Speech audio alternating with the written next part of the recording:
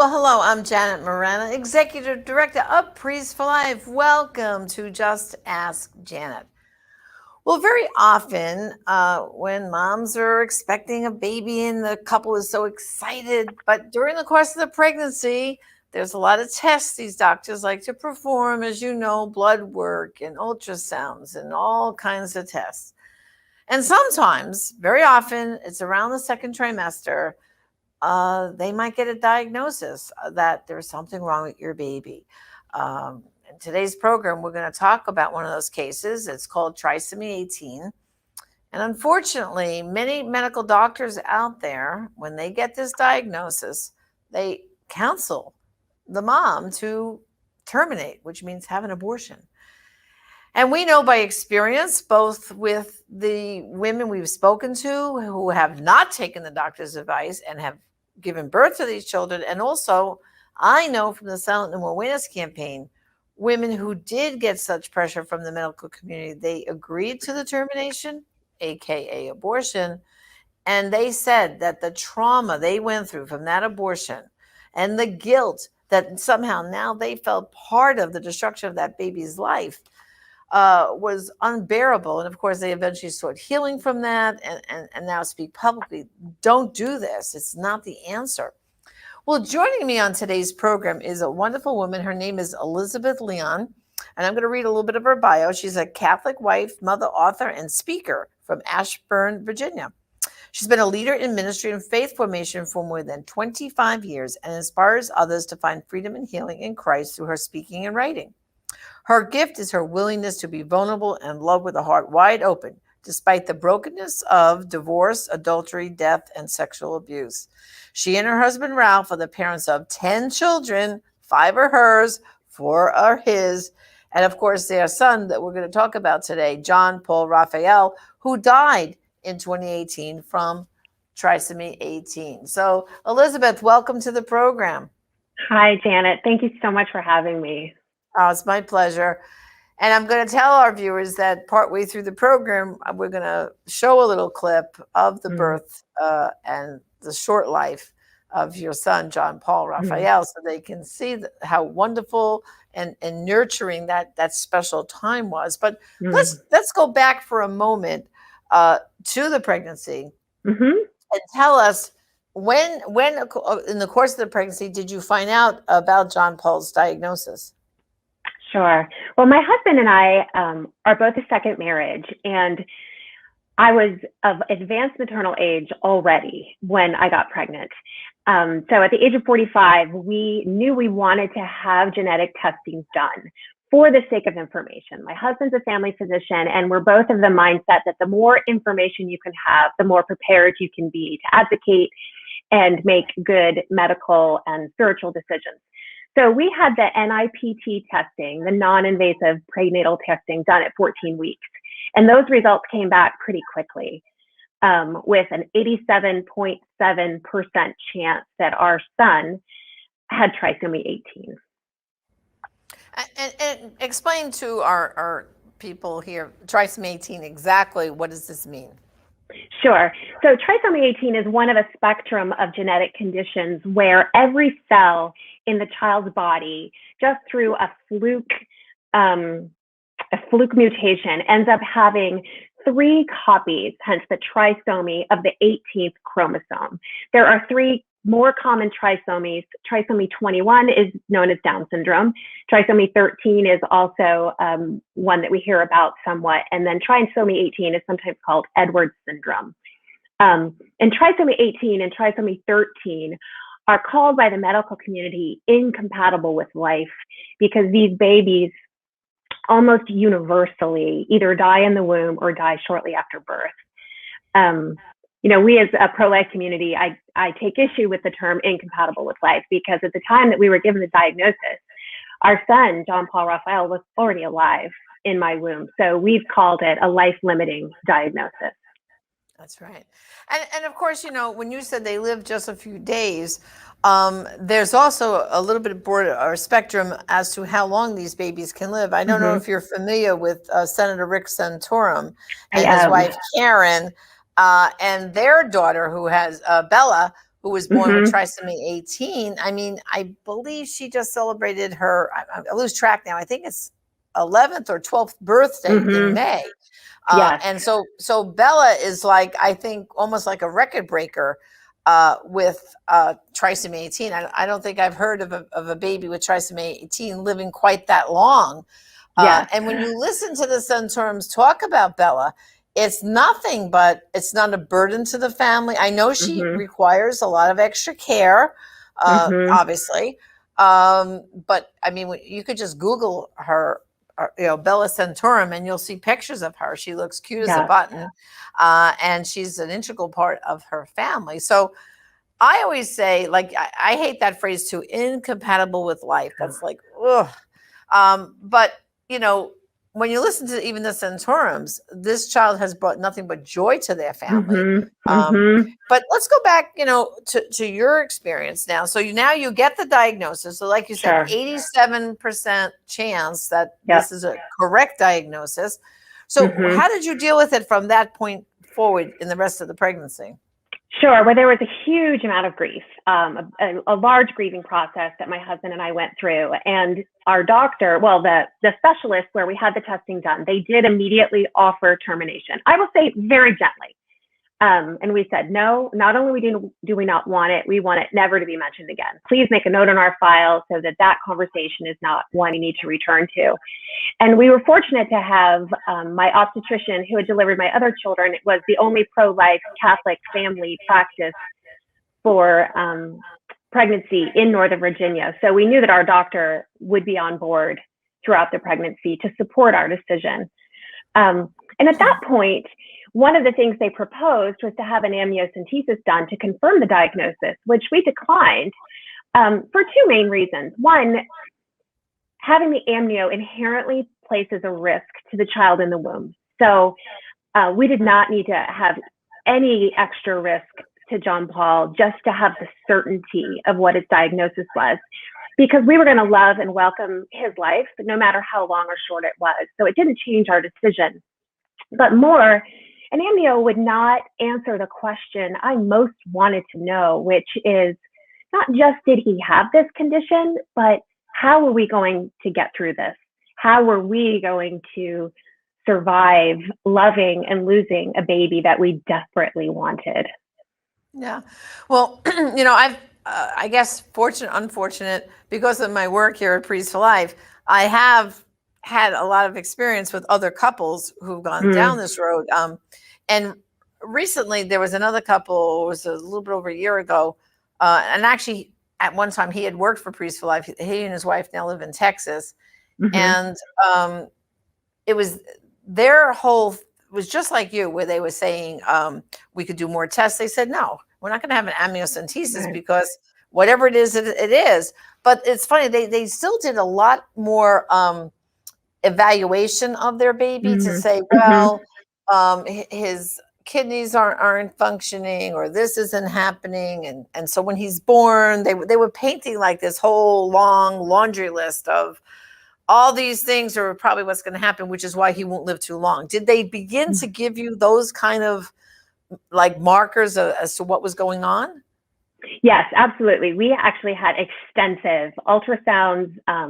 We had fetal echoes of the heart. We actually saw a world-renowned fetal cardiologist at Children's Hospital in DC, really from the point of view that we needed to know everything else that was going on with our son to be able to give him the best possible chance of living.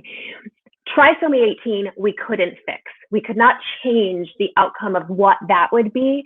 But if he had one common side effect is called a tracheoesophageal fistula, where there's a break in the trachea, you can fix that. Or if there was a heart defect, you can fix that. So if John Paul had turned out to be one of those really lucky children like Bella Centaurum, whose life extended past a certain period of time, there could have been medical conditions that we would have done medical intervention for, but those would be different than simply trisomy 18, because you can't change the cells or the DNA in his body. The condition that he ultimately would die from was not fixable. Right. And so what, I mean, were there certain, in other words, getting ready for his birth, were they going Mm, to have certain specialists standing by, or and were you guided into like, okay, we're going to let the pregnancy go till this point and then maybe then do the C, like what was, how did all that sure. come together, you know? Sure. Well, with trisomy 18, it's really a balancing act because with any baby, you want to keep them in their safe environment as long as possible. So by 30 weeks, I was having weekly ultrasound and doing growth scans. And as long as he was growing in my womb, we knew he was still doing well. At the point that he stopped growing, we knew then we would have to intervene. And we were blessed that he continued to grow until 35 weeks. And at that point, we got the news that he had not gained any weight within the last week or 2 weeks. We were well prepared with a birth plan, and we had so many professionals supporting us throughout the process, from palliative care, hospice care, of course, the obstetricians, the maternal fetal specialists. There were just so many people that provided us support. And our birth plan was very clear that we did not want John Paul taken to the NICU. If he presented with trisomy 18, which we were expecting, we wanted to simply love and embrace his life as it was going to unfold. It got a little bit tricky, though, because I had a lot of complications myself with a condition called polyhydramnios. And ultimately, we ended up with a cesarean section, a very dramatic emergency cesarean. But one of the questions we had was, we did not want him put on a ventilator because, as I said before, that wasn't going to solve the problem of his trisomy 18. But if I had been knocked out completely with anesthesia, did we want to put him on a ventilator until I woke up from the anesthesia so at least I could meet him? So it got very complicated at the end, trying to balance dignity and quality of life for John Paul with all the variables that we had no way to predict could be present. Wow. So in the end, you did a beautiful video, which in a few minutes we'll share a few minutes of that. Mm-hmm. But I saw you were awake during the birth, so I'm I was. guessing you must have had some sort of. You didn't get general anesthesia; you must have had like a spinal or something like that Mm-hmm. to do the C-section, correct? Mm-hmm. So Correct. that was the final decision. Mom wanted to Mm-hmm. stay awake. I mean, and this whole question to put him on a ventilator or not. I mean. I guess that must have been a difficult decision too, because what would the ventilator had done really at that point? Correct.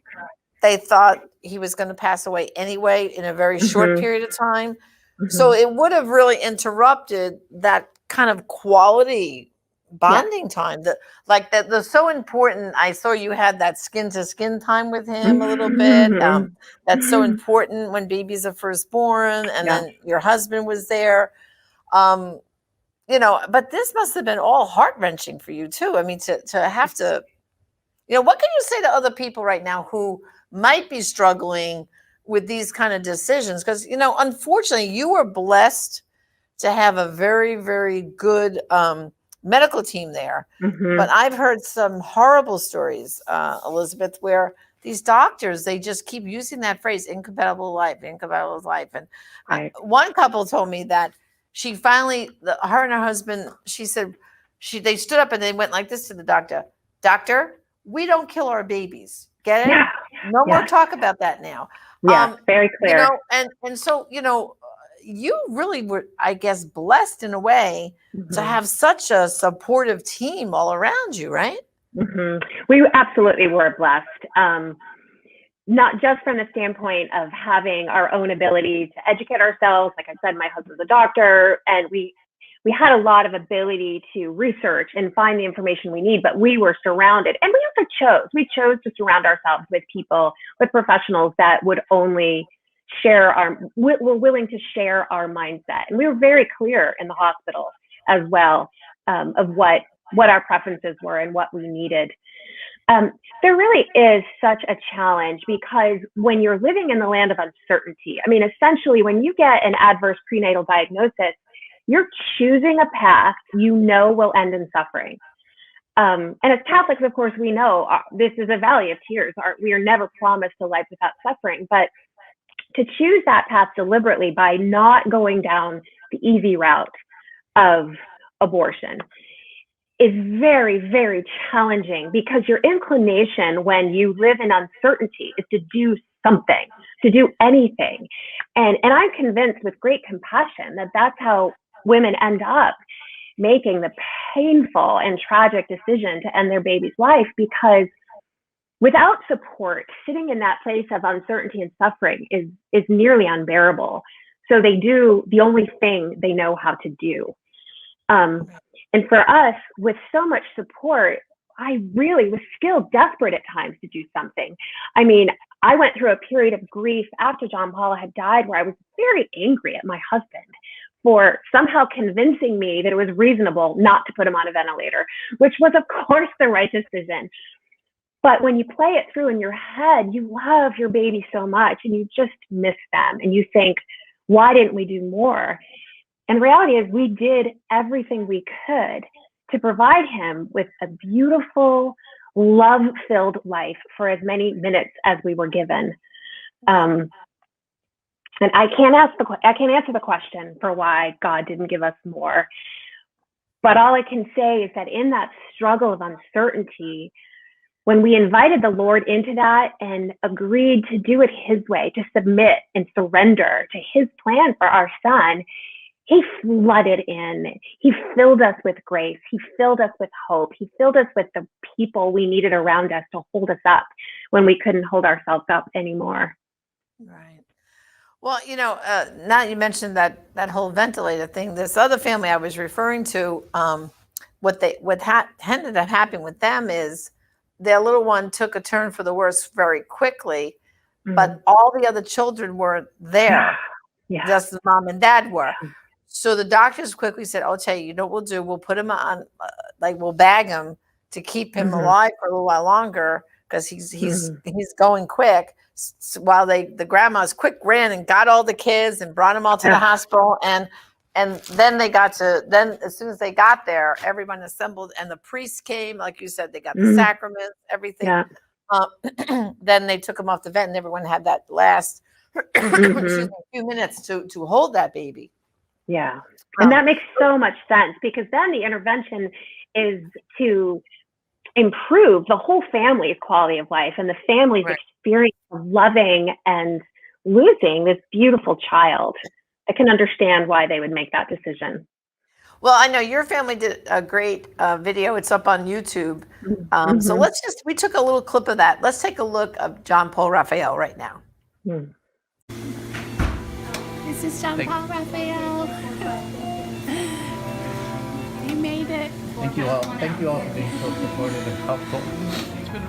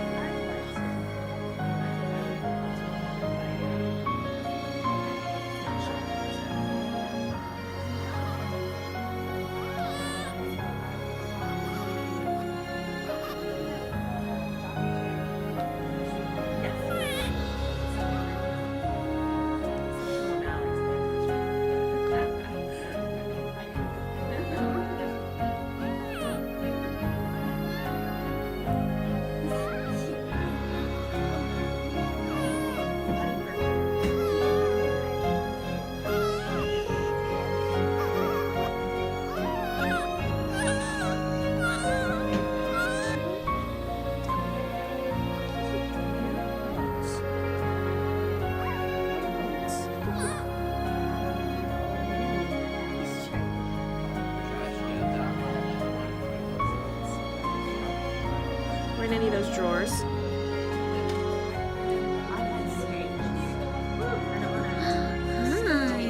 Those were big eyes. I did. I had been stretching these.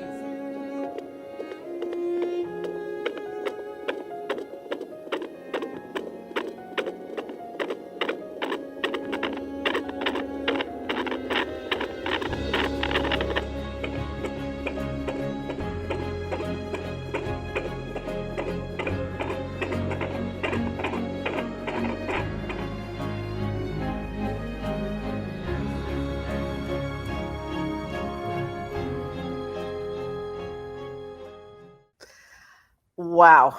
I mean, I get all teary-eyed, Elizabeth. Just I've seen the whole video. For the brothers and sisters, if you want, it is on YouTube. I think if you Google John Paul Raphael, it'll come up. Mhm. Um, I found very interesting, Elizabeth, that you calculated exactly how many minutes Mhm. your son lived. Tell us about Mhm. that. 1,690 minutes. Yes, Um, yes. tell He tell lived us 28. how you came about that and the significance of counting those every precious moment, so to speak. So tell us about Every that. precious moment. You are absolutely right. Every precious moment. Um, he died after 28 hours and 10 minutes. And I can remember there was this point in the hospital after he had died. I think he was still with us. He stayed with us for another 22 hours in the hospital room after he had passed. And it was my first grappling with God of what meaning or purpose could this possibly be. And I remember looking up, like, is there a special meaningful Bible verse that's 28:10? Or I thought maybe there'll be a special number. So we did all the math and we added up the minutes to 1,690. And I tried to just dig and find some kind of significance to that number that would be God's message to me, right? That, Elizabeth, this is why he only had this many minutes. And there was no magic number other than that number itself has become very precious to us. And we're so, so grateful. I mean, it's never enough. People that lose their children in their 30s or their 40s or their 50s, you can never say you've had enough time with your child. You always desperately want more. And we cling to that number, 1,690 minutes of total joy, was such a gift and a blessing.